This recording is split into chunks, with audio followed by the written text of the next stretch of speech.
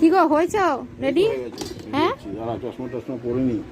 পড়ো তাড়াতাড়ি পড়ো, চলো দেশের নাগরিক আমরা ভোটটা দিয়েই আসি। চললাম ভোট দিতে, তারপরে এসে দেখা হবে, বুঝেছেন? চলো।